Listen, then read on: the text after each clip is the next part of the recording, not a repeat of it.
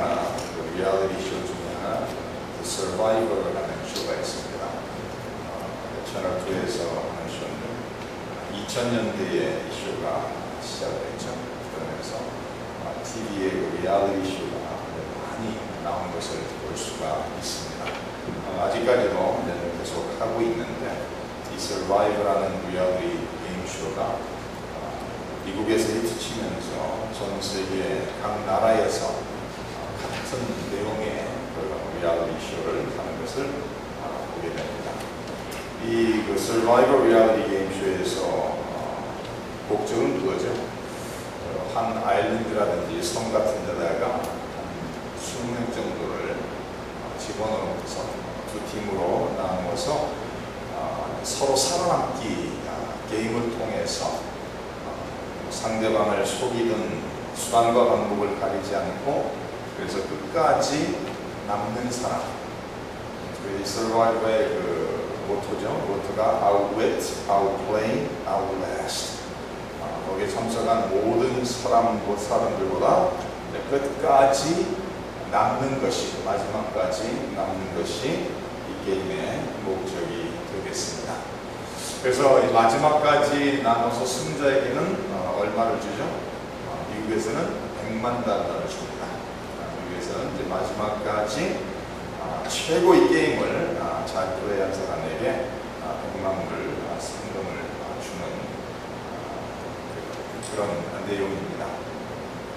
오늘 말씀 속에서 나타나고 있는 그 276명의 이제는 난파된 상황 속에서 자기들의 모든 노력을 다했어요. 인간으로서 할 수 있는 모든 것을 다했음에도 불구하고 살 소망이 없다라는 결론에 도달하게 된 것을 볼 수가 있습니다. 인간의 모든 지혜와 이 배탄 모든 사람의 노력에도 불구하고 이들에게는 살 소망이 없는 그런 상황에 처했다라고 말하고 있습니다. 아마도 어쩌면 많은 사람들이 말하기를 바울의 말을 듣고서 우리가 미항에서 떠나지 않았으면 좋을 뻔했을 것이다라고 생각하는 사람들이 충분히 있을 수 있는 그런 상황입니다.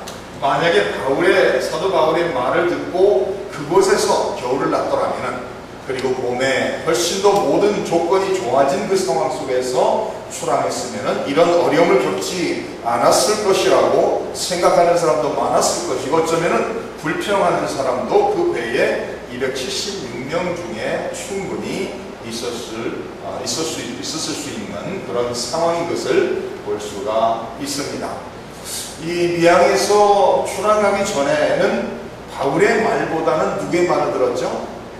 백부장의 말을 듣고 선장의 말을 듣고 선주의 말을 들었어요. 다시 말해서 다수의 말을 들었습니다. 소수의 상식적으로 올바르고 어느 누가 보아도 바울의 말이 옳다라는 결론을 내릴 수 있는 그 상황 속에서도 바울의 말보다는 다수의 의견을 따라서 출항한 것을 우리가 알고 있죠. 그들이 이 미항을 떠나자마자 곧바로 유라굴라라는 큰 풍랑을 만나서 계속해서 출항한 지 얼마 되지 않아서 계속해서 어려움 속에 빠지는 것을 우리가 이 내용을 통해서 보았습니다. 이 풍랑에 미는 대로 쫓겨다니면서 자기들의 생각과는 상관없이 자기들의 의도와는 상관없이 자기들이 가고자 하는 목적지와는 상관없이 배는 이 바람에 따라서 큰 풍랑에 따라서 움직이는 그런 상황이었습니다. 별을 보지도 못하고 해를 보지도 못하고 어두움 속에서 두려움 속에서 먹지도 못하고 제대로 자지도 못하면서 우리가 과연 이 상황에서 구조될 수 있을 것인가, 우리가 과연 이 상황 속에서 살아남을 수 있을 것이라는 그 두려움 속에서 나날을 보내고 있는 그런 상황입니다. 미항에서 출항할 때는 바울의 말을 듣지 않았는데 이제는 그들의 마음이 완전히 다 바뀌었어요. 이제는 바울의 모든 말을 듣고 있는 모습을 볼 수가 있습니다. 바울의 말에 그전에는 귀담아 듣지 않았는데 이제는 바울의 말에 모든 사람들이, 배에 있는 모든 사람들이 그 말을 듣고 있는 것을 볼 수가 있습니다. 사도 바울이 하나님의 사자를 통해서 말씀을 받았죠. 그래서 그 말씀을 받고 그 모든 사람들에게 그들을 위로하면서 안심시키는 그런 말씀이 22절에 이렇게 나와 있죠. 내가 너희를 권하노니 이제는 안심하라. 너희 중 아무도 생명에는 아무런 손상이 없겠고 오직 배뿐이니라. 지금 하나님의 사자를 통해서 받은 말씀, 예언의 말씀은 한 사람도 죽지 않는다는 거예요. 배에는 손상이 있을 것인데 사람은 다치지, 사람은 죽지 않을 것이라고 말하고 있습니다. 근데 이 말씀을 하나님의 사자를 통해서 받았을 때는 이미 그들의 많은 노력을 통해서 배를 가볍게도 해보고 많은 노력을 했음에도 불구하고 도무지 살 소망이 없다라는 결론을 내린 그 후였던 것을 우리가 알 수가 있습니다. 19절 이렇게 나와 있죠. 사흘째 되는 날에 배의 기구를 그들의 손으로 내버리니라. 여러 날 동안 해도 별도 보이지 아니하고 큰 풍랑이 그대로 있음에 구원의 영광마저 없어졌더라. 그들이 살 수 있는 그 소망도 잃어버린 상실된 그런 상황 속에서 하나님의 사자가 사도 바울에게 이런 말씀을 주시고 예언을 주시는 그 말씀을 모든 사람들에게 말하고 있습니다. 안심하라. 아무도 생명에 아무런 손상이 없겠다. 오직 배만 손상을 받게 될 것이라고 말합니다. 그러면서 23절에 내가 속한 바 곧 내가 섬기는 하나님의 사자가 어젯밤에 내 곁에 서서 말하되 바울아 두려워하지 말라. 내가 가이사 앞에 서야겠고 또 하나님께서 너와 함께 항해하는 자를 다 내게 주셨다 하였으니 그러므로 여러분이여 안심하라. 나는 내게 말씀하신 그대로 되리라고 하나님을 믿노라. 그런지 우리가 반드시 한 섬에 걸리리라 하더라. 오늘 말씀 속에 우리가 읽은 본문 속에 나타난 그 모든 것이 이미 하나님의 사자를 통해서 바울에게 주신 말씀이 그대로 이루어지고 있는 거예요.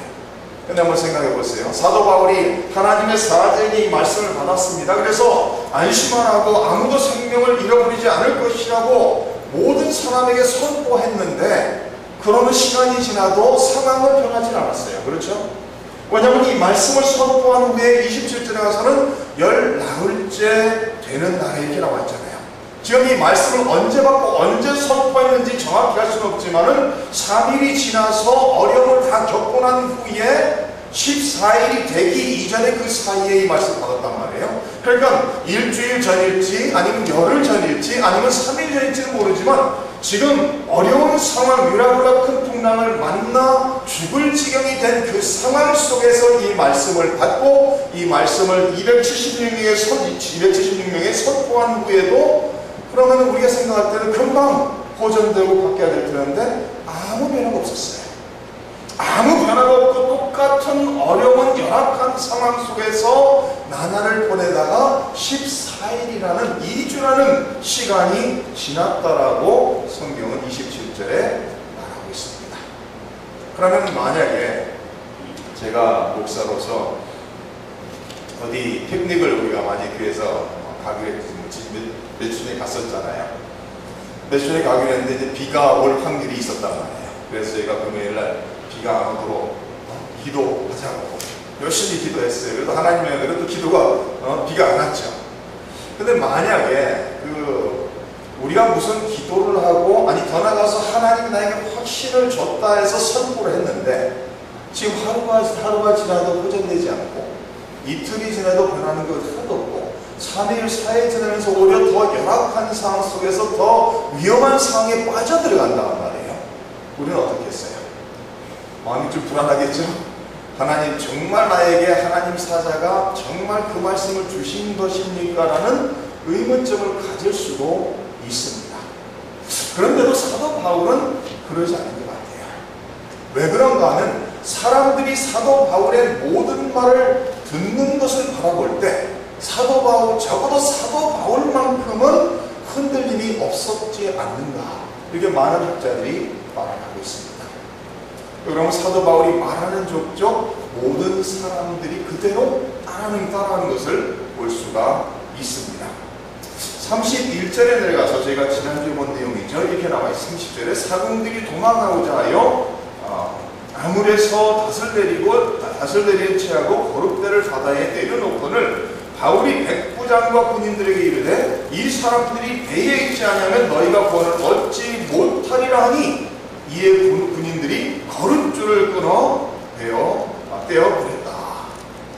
그전에는 백부장이나 군인들이나 선장이나 아무도 바울의 말을 듣지 않았는데 이제는 바울이 말하는 것에 즉시 행동하고 있어요. 지금 사범들이 자기들만 살기 위해서 도망가려 했을 때 사도 바울이 말하는 것은 그들이 이곳에 있어야지 너희들이 다 살 수 있다라고 말했을 때 곧바로 본인들을 통해서 그 거룻줄을 끊어 버리는 것을 볼 수가 있습니다. 더 나아가서는 그들이 14일 동안 이 어려운 상황에 처해서 제대로 먹지도 못한 그런 상황에 처했을 때 사도 바울이 33절 이렇게 말합니다. 날이 새어가며 바울이 여러 사람에게 음식 먹기를 권하이르되 너희가 기다리며 먹지 못하고 죽인 지가 오늘까지 10나흘인즉 음식 먹기를 권하노니 이것이 너희의 구원을 위하는 것이요 이 음식을 먹는 것은 너희가 살기 위함이라는 거예요. 이제 한국말 번역에는 이제 전부 다 구원이라는 단어를 썼죠. 이 번역판 속에서 한국말 번역 속에서 혼동을 가져올 수 있는 번역 중에 단어가 하나가 바로 구원이라는 단어예요. 영적인 구원도 구원이고 생명을 보존하는 것도 구원이고 그리고 시험이라는 단어도 혼동을 가져온 것을 알 수가 있습니다. 그러나 여기서 말하고 있는 구원이라는 그 표현은 뭐죠? 생명을 보존하는 것을 말하고 있는 거예요. 영적인 구원의 내용이 아니라 육적으로 생명을 보존하는 그 의미를 가지고 있죠. 이것이 너희의 구원을 위하는 것이요 너희 중 머리카락 하나도 잃을 자가 없으리라 하고 떡을 가져다가 모든 사람 앞에서 하나님께 축사하고 떼어 먹기를 시작하며 그들도 다 안심하고 받아 먹었다 이렇게 나와 있어요. 아마 275명은 불안할지 모르겠어요. 여기에 아마도 이 말씀을 기록하고 있는 누가도 동행한 것 같아요. 그러니까 바울과 지금 몇 명은 예수님을 믿는 예수님의 제자들인 것 같습니다. 그 몇 사람은 바울의 말을 믿고 확신 속에서 하나님 말씀대로 이루어질 것을 믿고 흔들리지는 않습니다. 근데 여기서 우리가 배워야 될 점은 뭐죠? 우리는 이 성경을 보면서 야 바울은 참 대단한 믿음의 사람이다 이렇게 얘기를 하죠. 그러면 바울이 지금 무엇을 믿고 누구를 믿고 있는 것이죠? 바울은 하나님의 사자를 통해서 하나님이 주신 약속의 예언의 말씀을 믿는 것이죠. 근데 우리는 이 말씀 보면서 어디다 초점을 맞추는가 하면 바울의 위대함을 얘기하는데 바울의 위대함보다 항상 제가 말씀드린 건 누구죠? 하나님의 위대함이에요. 그러면 바울처럼 우리도 믿음의 사람이 될 수 있는가 없는가 당연히 그렇게 돼야 되는 거예요. 우리는 성경을 보면서 성경에 나와 있는 믿음의 사람, 믿음의 조상들을 바라보면서 야, 이 사람들은 대단한 믿음의 사람이다 이렇게 말하면서 우리는 그렇게 될 수 없는 것처럼 말하고 있는데 사실은 바울이 어떤 사람이죠? 우리와 똑같은 사람이라는 거예요. 그렇죠? 엘리야는 우리가 성전이 똑같은 사람인데 기도했더니 3일 동안 비가 오지 않고 다시 기도했더니 비가 왔다고 말하고 있잖아요. 그러면 엘리야는 우리가 똑같은 사람이고 바울도 우리가 똑같은 사람이라는 거예요. 근데 여기서 우리가 기억해야 되는 것은 바울에게 능력이 있는 것이 아니라 누구에게 능력이 있는 것이죠? 하나님에게 있다는 거예요. 다시 말해서 믿는 그 사람에게 초점이 맞춰지는 것이 아니라 믿는 그 하나님, 그 대상에게 초점이 맞춰야 된다는 거예요. 그러면 우리도 바울처럼 이런 믿음의 사람으로 설 수 있느냐? 당연하죠. 왜? 바울이 믿는 하나님은 성도님들과 저희가 믿는 동일한 하나님이라는 거예요. 바울이 믿고 하나님의 말씀대로 될 것이라고 확신 위에 서는 것은 바울이 끊임없이 하나님의 역사하심을 체험하면서 하나님은 한 번도 약속하신 대로 말씀하신 대로 이루시지 않는 것을 본 적이 없다는 거예요. 그렇다면 우리가 믿는 하나님은 여기에 나와 있는 풍랑 속에 큰 풍랑 속에 그 배를 붙잡고 계시고 276명의 생명을 붙잡고 계신 그 능력의 창조주 하나님이기 때문에 우리도 그 하나님을 믿을 때 우리의 삶 속에서 똑같은 능력의 역사가 나타나게 된다는 겁니다. 그러니까 바울의 말을 이제는 받아들이고 바울이 말하는 것을 다 인정하고 안심하고 바울이 축사하고 감사기도 하고 떡을 먹기 시작하니까 모든 사람들도 이제는 안심하고 먹었다는 거예요. 그러니까 사도 바울은 흔들림이 없는 거예요. 왜 흔들림이 없죠? 사도 바울은 지금 뭘 보고 있어요? 상황을 보는 게 아니라 뭘 보고 있어요? 하나님을 보고 있는 거예요. 사도 바울은 지금 여러 날 동안 계속 열악한 상황에 처해 있고 지금 인간적으로 육적으로 바라본다면 상황적으로 바라본다면 죽을 수밖에 없다라는 결론을 내려야 되는 그런 상황임에도 불구하고 사도 바울은 누구를 바라봐요? 약속하신 예언하신 말씀 주신 그 하나님을 바라보게 하는 거예요. 그러니까 흔들리가 없죠. 왜냐하면 사도 바울에게 자기가 뭘 해야 되는 것이 아니라 약속하신 하나님이 뭘 하시겠다는 것이니까 흔들려야 할 이유가 전혀 없다는 말씀입니다. 그래서 모든 사람이 38절에 기록된 대로 배부르게 먹고 이제 마지막으로 하는 게 뭐예요? 밀을 바다에 버려 배를 가볍게 했다. 제가 이 내용을 보면서 인간의 모든 노력을 통해서 살기 위해서 배를 가볍게 하면 다 버리기 시작하죠. 그죠? 그래서 뭐 여러 가지를 다 버렸어요. 짐도 버리고 배의 기구들도 버리고 닷도 버리고 거릇배의 줄도 끊어버리고 이제는 마지막으로는 이 배에 있는 밀을 다 바다에 버렸다는 거예요. 다시 말해서 이 배에 있는 모든 사람들은 지금 살기 위한, 지금 사느냐 죽느냐의 상황에 처했을 때 무엇이 중요한 걸 깨닫죠? 그들이 소유한 것보다 자기들의 생명이 중요하다는 것을 깨달아요. 그래서 생명과 바꿀 수 있는 것이 아무것도 없다는 것을 깨닫게 됩니다.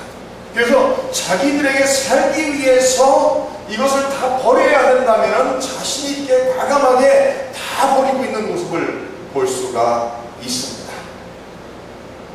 영적인 측면에서 이 내용을 바라보면 우리 성도님들이 신앙생활하면서 믿음의 삶을 살기 위해서 거룩함 속에 살기 위해서 버려야 될 것이 무엇이 있나 생각해 볼 필요가 있습니다.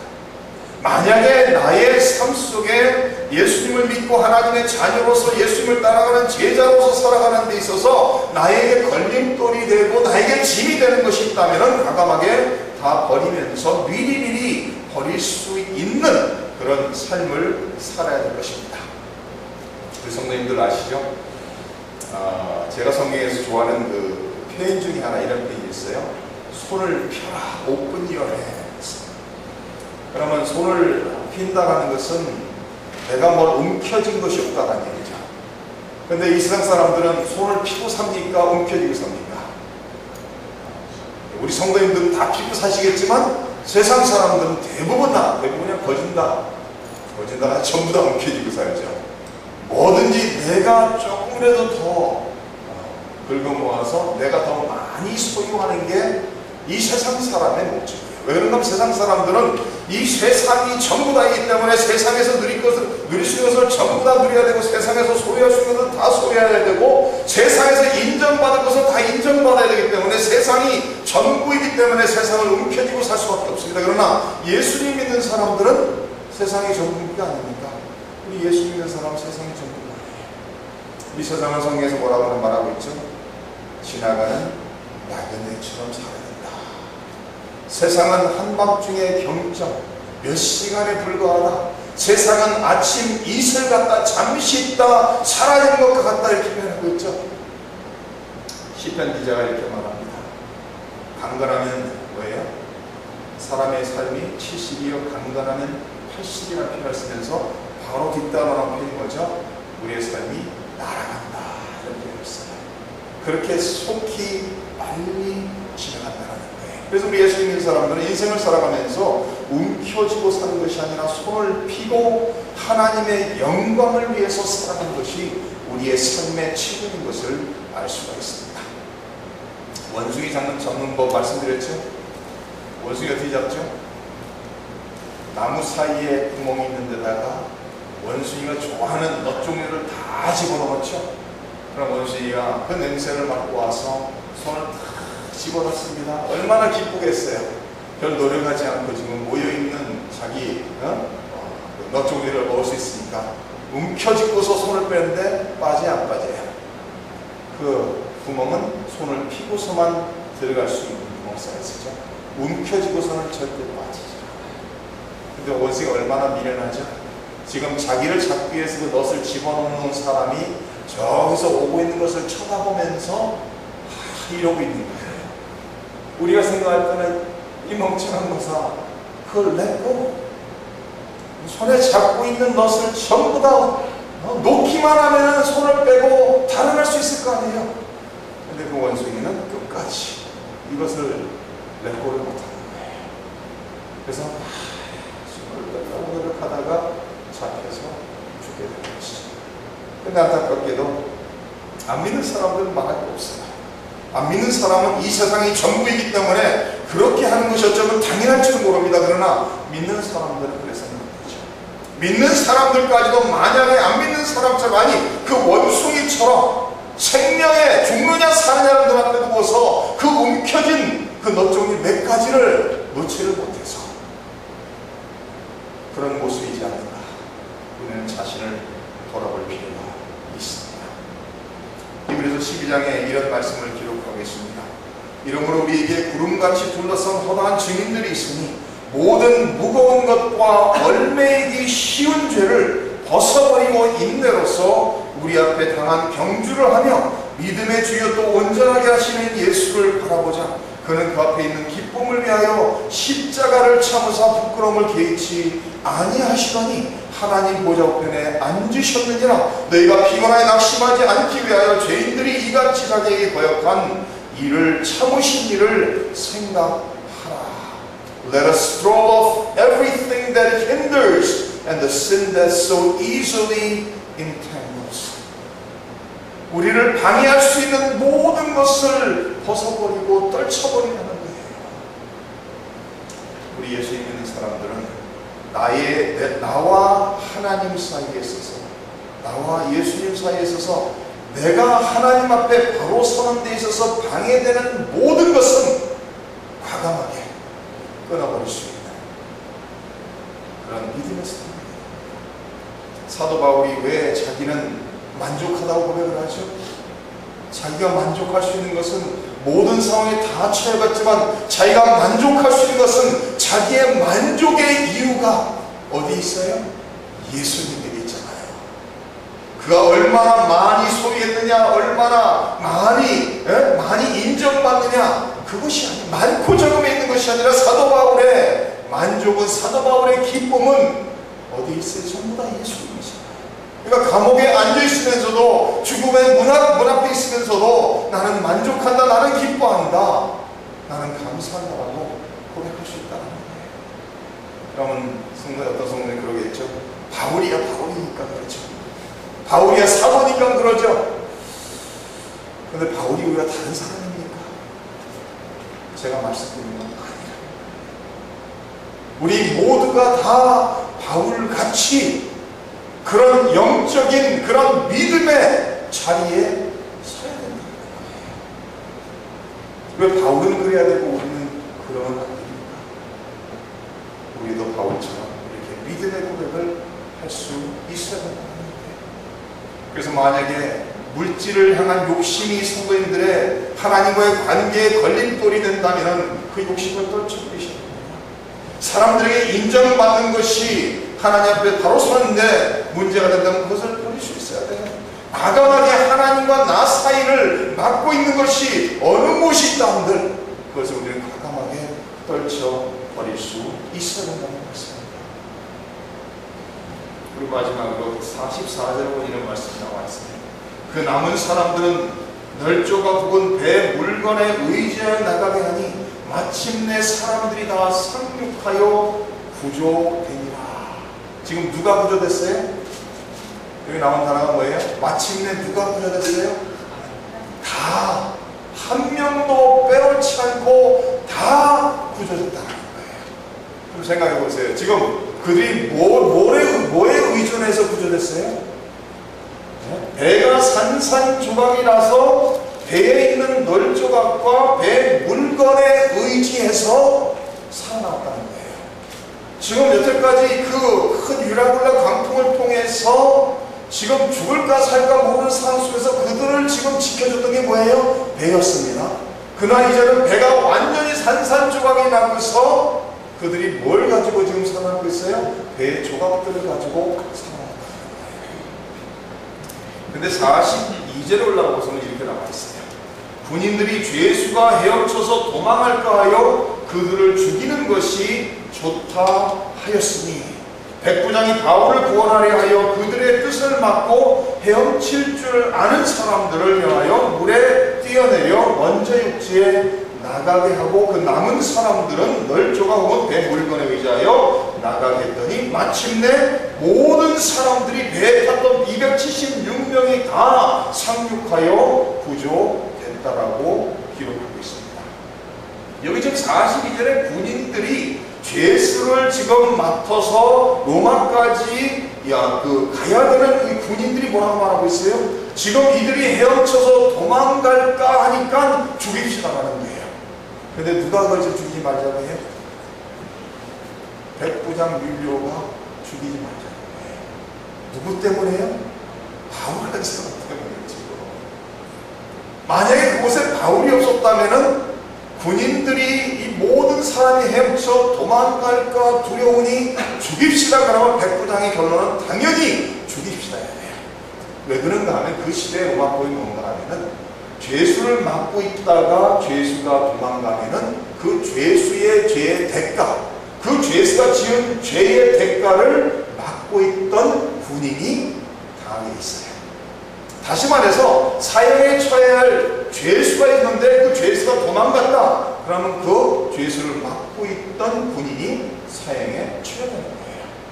이 내용이 사도행전 12장 19절에 나와 있습니다. 헤롯이 그를 찾아도 보지 못하매 파수꾼들을 신문하고 죽이라 명하니라.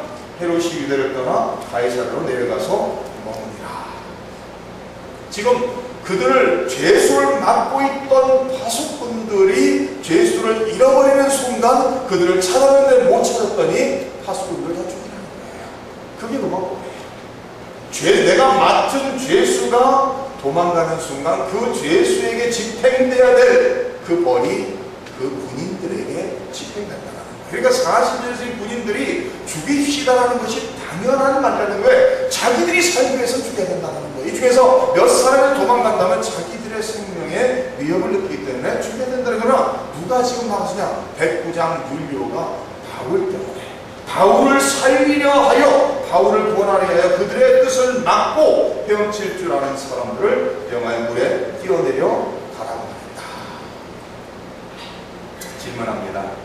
지금 누가 이 모든 사람을 살린 것이죠? 사공들입니까? 아니에요. 사공들이 만약에 거룻배를 타고 도망갔으면 사공들은 살고자 해서 도망갈 때 죽을 수 있었을 거예요. 근데 그 배에 지금 누가 있어요? 바울이 있으니까 하나님께서 지키신다고 약속했으니까 하나님께서 지키실 거예요. 그러면 군인들과 백부장이 그들을 살려줬을까? 아니죠. 그러면 더 나가서 바울이 그들을 살렸습니까? 아니에요.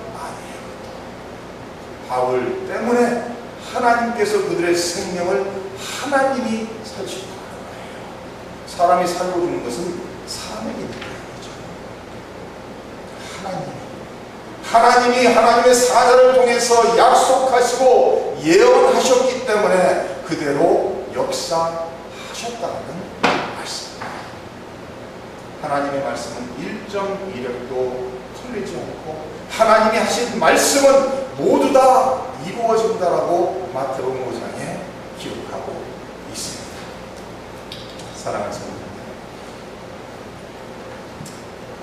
우리의 신앙에 있어서 믿음이라는 것은 믿는 사람에게 초점이 맞춰지는 것이 아니라 믿는 대상에게 초점이 맞춰지는 거예요.